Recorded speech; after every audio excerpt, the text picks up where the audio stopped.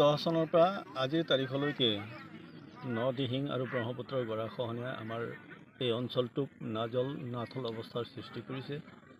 ইতিমধ্যে নামনিৰ চিচিনি গাঁওখন ব্ৰহ্মপুত্ৰৰ বুকুত বিলীন হৈ গ'ল আৰু এই ধাৰা যদি অব্যাহত থাকে তেতিয়াহ'লে বাকীবোৰ গাঁৱলৈও বৃহৎ ভাবুকি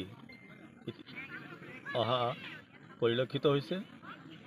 আৰু এই ধৰণে যদি গৰাখহনীয়াটো অব্যাহত থাকে অতি সোনকালে খুব বেছি 2 বছৰ 3 বছৰৰ ভিতৰতে হয়তো আমাৰ এই অঞ্চলটো চিচিনি গাঁৱৰ লগত একে দশা হ'ব পাৰে।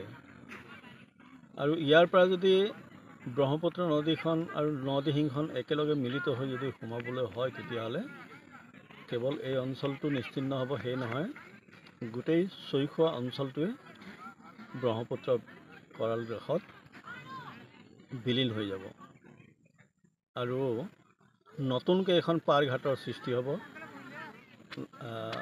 তালাপৰ পৰা শদিয়ালৈ যোৱা। ভূপেন হাজৰিকা সেতু সম্পূৰ্ণৰূপে শদিয়াৰ ফালে গুচি যাব। গতিকে এই যিটো গৰাখহনীয়াৰ অব্যাহত ধাৰা, এই অব্যাহত ধাৰাটোক আমি দীৰ্ঘম্যাদী আঁচনিৰে ইয়াক প্ৰতিৰোধৰ ব্যৱস্থা যদি কৰিব নোৱাৰোঁ তেতিয়াহ'লে ভয়ংকৰ বিপদ অদূৰ ভৱিষ্যতে আহি আছে। গতিকে আমাৰ একমাত্ৰ দাবী হ'ল চৰকাৰৰ জলসম্পদ বিভাগলৈ যে অতি শীঘ্ৰে এই বিত্তীয় বৰ্ষতে এক নতুন পদক্ষেপ গ্ৰহণ কৰি গৰাখহনীয়াৰ স্থায়ী সমাধানকল্পে এটা সমাধান সূত্ৰ উলিয়াই কি ধৰণে ইয়াক কোনটো প্ৰকাৰে কৰিলে এই অঞ্চলৰ গৰাখহনীয়া প্ৰতিৰোধ হ'ব আৰু চৈখোৱা অঞ্চলটো সুৰক্ষিত হৈ থাকিব, লগতে এই অঞ্চলৰ জনজীৱনেও সকাহ পাব। গতিকে মোৰ বিশেষ ক'বলগীয়া এইটোৱে যে মোৰ আহ্বান চৰকাৰলৈ, আজিলৈকে চৰকাৰে কোনো ধৰণৰ পদক্ষেপ গ্ৰহণ কৰা নাই স্থায়ী প্ৰতিৰোধৰ ব্যৱস্থাৰ ক্ষেত্ৰত।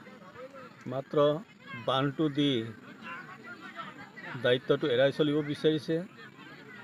বান্ধটো দিয়া মানে আমাৰ স্থায়ী সমাধান নহয়, ইয়াত স্থায়ী সমাধানৰ বাবে গৰাখহনীয়াটো প্ৰতিৰোধ কৰিব লাগিব আৰু এই গৰাখহনীয়া প্ৰতিৰোধ ব্যৱস্থাৰ বাবে যিমান যি ধনৰ প্ৰয়োজন হয় সেই ধন যাতে চৰকাৰে মুকলি কৰি দি পেলাই বিভাগীয় কৰ্তৃপক্ষক ইয়ালৈ মতাই আনি এই অঞ্চলটো সম্পূৰ্ণৰূপে পৰ্যবেক্ষণ কৰি ক'ৰ পৰা ক'লৈকে ইয়াৰ প্ৰতিৰোধ ব্যৱস্থাটো গঢ়ি তুলিব লাগে সেইখিনি সম্পূৰ্ণ অধ্যয়ন কৰাৰ পিছত এই অঞ্চলটোক যদি সুৰক্ষিত কৰা হয় তেতিয়াহ'লে সম্পূৰ্ণ চৈখোৱা অঞ্চলটো সুৰক্ষিত হৈ থাকিব বুলি আমি ধাৰণা কৰোঁ। আৰু এই কামটো যদি কৰা নহয় অদূৰ ভৱিষ্যতে আমাৰ এই অঞ্চলটোতো নিশ্চিন্ন হ'বই, লগতে গোটেই চৈখোৱা অঞ্চলটো ব্ৰহ্মপুত্ৰৰ বুকুত বিলীন যোৱাৰ 100% নিশ্চিত।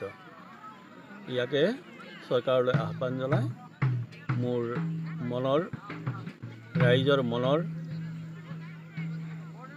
আশা আকাংক্ষা আমি পোষণ কৰিলোঁ, যাক লৈ নেকি আজি আমি এই শুভক্ষণত নাম কীৰ্তন প্ৰসংগ ভাগৱত পাঠ আদি কৰি পেলাই জলদেৱতাকো আমি সন্তুষ্ট কৰাৰ এটা ব্যৱস্থা কৰিছোঁ। আৰু এই ব্যৱস্থাত যাতে জলদেৱতাও সন্তুষ্ট হৈ পেলাই সুতিটো উত্তৰ ফালে যাতে বোৱাই নিয়ে তাৰে কামনা কৰিলোঁ। ধন্যবাদ।